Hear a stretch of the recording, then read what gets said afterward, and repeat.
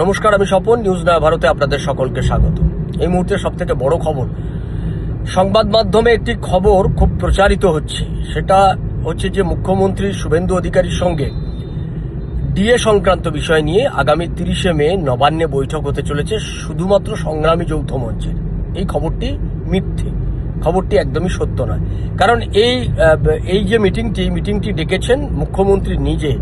এখানে deputy secretary ল তিনি এই বিষয় সম্পর্কে জানিয়েছেন যে মুখ্যমন্ত্রী নিজে এই গোটা বিষয়ে খোঁজ খবর নিতে বলেছেন, যে যারা রেসপন্ডেন্ট রয়েছেন সেই রেসপন্ডেন্টদের নাম, তাদের ঠিকানা, ফোন নম্বর, ইমেল, এই সমস্ত কিছু জোগাড় করে তাদেরকে ডাকতে বলেছেন। অর্থাৎ 2016 সাল থেকে যে 3টি সংগঠন মূলত ডিএর দাবিতে যারা লড়াই করলো তাদের এই রেসপন্ডেন্টের তালিকায় তারা রয়েছে। সংগ্রামী যৌথ মঞ্চ অ্যাডেড পার্টিও নয়, রেসপন্ডেন্টও নয়, এরা ইন্টারভেনার হিসেবে রয়েছে।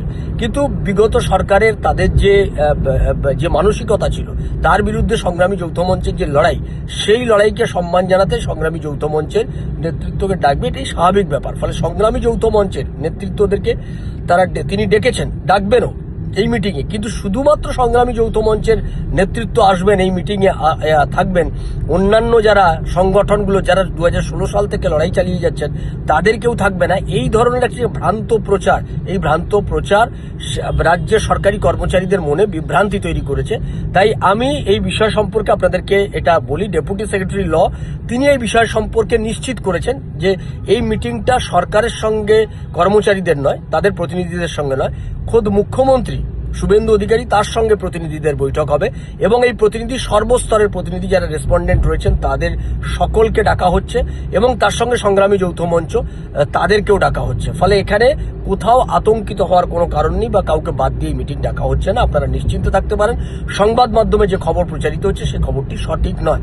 আমরা এদিকেই নজর রাখবো যে আগামী 30শে মে সেই বৈঠকে ঠিক কি হয়, আমাদের সেদিকে নজর থাকবে। আর আপনাদের নজর থাকুক নিউজ নয়া ভারতের পর্দায়। যারা আমাদের চ্যানেলটা এখনো পর্যন্ত সাবস্ক্রাইব করেননি তারা আমাদের চ্যানেলটি সাবস্ক্রাইব করুন, শেয়ার করুন, লাইক দিন, কমেন্ট বক্সে কমেন্ট করুন। আর আমাদের ওয়েবসাইটটাও আপনারা ফলো করবেন। গুগলে গিয়ে সার্চ করুন নয়াভারত 24x7.com। এইটা গুগলে গিয়ে সার্চ করবেন, নয়াভারত 24x7.com। গুগলে গিয়ে সার্চ করলেই আমাদের এই ওয়েবসাইটটি পাবেন। এখানে অসংখ্য নিউজ সারাদিনে পাবেন।